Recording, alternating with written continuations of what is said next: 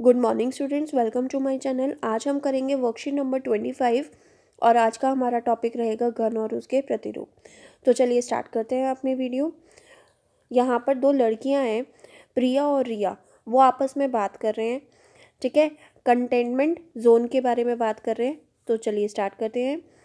प्रिया और रिया की बातचीत। आज प्रिया रिया को बता रही थी कि एक क्षेत्र किस प्रकार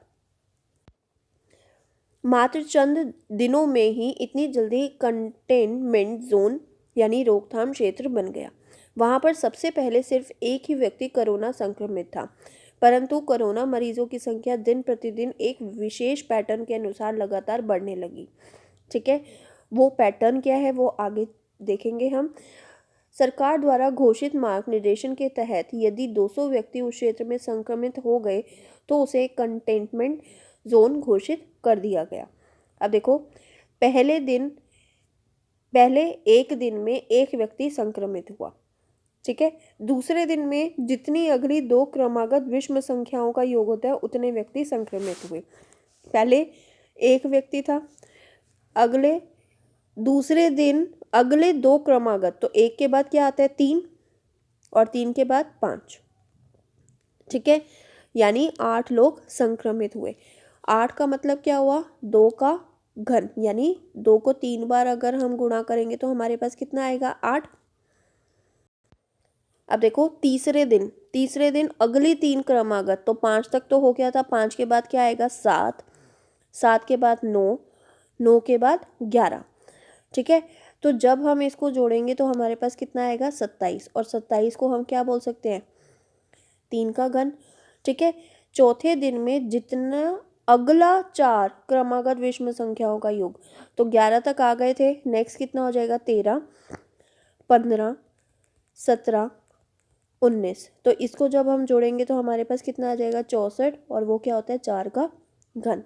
तो देखो, पहले दिन 1, दूसरे दिन अगली 2 क्रमागत संख्याएं, तीसरे दिन 3 क्रमागत संख्याएं, चौथे दिन 4। तो पांचवें दिन देखो, पांचवें दिन हमारे पास अगली 5 आएंगी, तो 19 तक तो चले गए थे। तो 21, 23, 25, 27 और 29। तो जब आप इसको जोड़ोगे तो आपके पास कितना आएगा 125, और 125 किसका घन होता है 5 का घन होता है, ठीक है। तो 5 दिन में पांचवें दिन अगली 5 क्रमागत संख्याएं, तो 6 दिन अगले 6, ठीक है।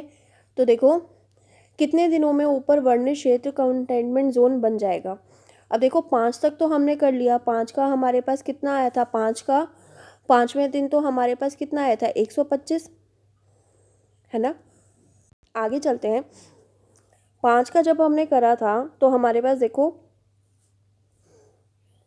27, 29 तक चले गए थे। अब देखो 31, 31 के बाद 33, 35, 37, 39 और 41। जब आप इसको प्लस करोगे तो आपके पास 216 आएगा, और 216 किसका होता है 6 का घन होता है, ठीक है। तो यहाँ पर तो हमसे बोला गया था कि 200 व्यक्ति उस क्षेत्र में संक्रमित हो गए तो उसे कंटेनमेंट जोन घोषित कर देंगे। तो अगला जो हमारे पास देखो कितने दिनों में ऊपर वर्णित क्षेत्र कंटेनमेंट जोन बन जाएगा, तो इसका आंसर कितना आ जाएगा हमारे पास 6 दिन में कंटेनमेंट जोन बन जाएगा। क्योंकि पहले थे 5, तो 125, ये तो 200 से कम है, ठीक है। इसलिए 6 का कितना हुआ 216, तो इसका मतलब है छठे दिन क्या हो जाएगा वो कंटेनमेंट जोन बन जाएगा।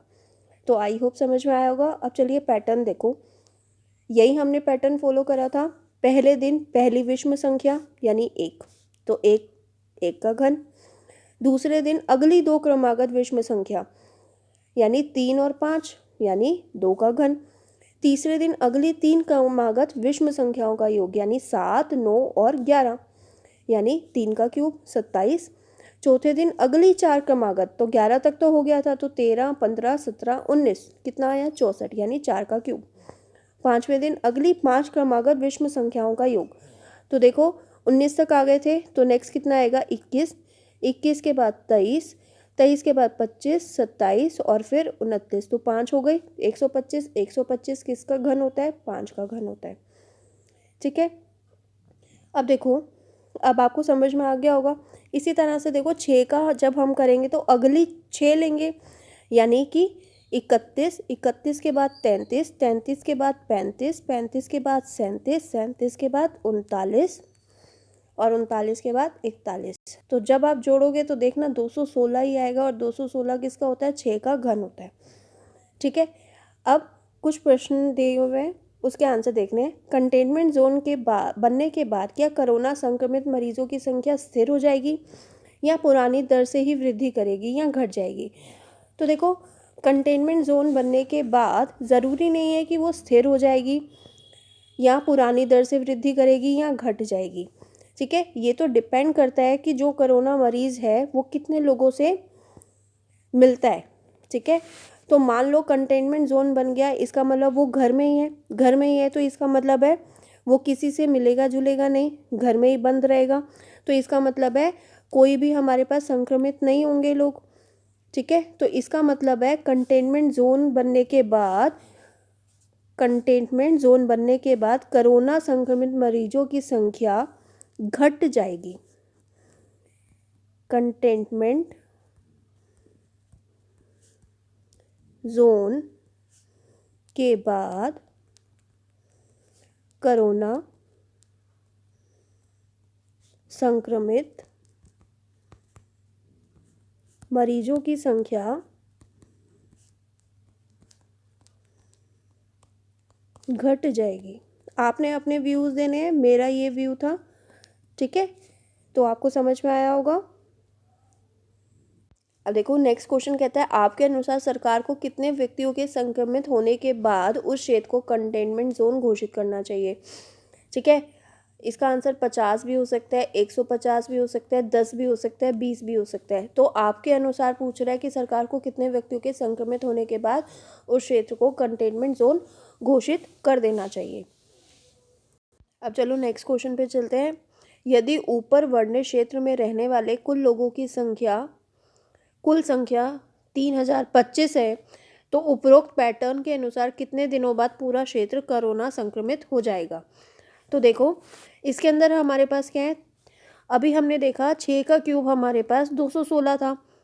ठीक है, अब यहाँ पर कितना बड़ा जाए, लेकिन हमने देखो लास्ट में 5 आ रहा है, तो लास्ट में 5 आ रहा है, इसका मतलब है 15 का घन हो सकता है। अब जब 15 का घन करा तो ये आया 3375, तो ये तो बड़ा हो गया। ठीक है, और जब हमने 14 का क्यूब करा, 14 का घन करा, तो हमारे पास 2744 आया।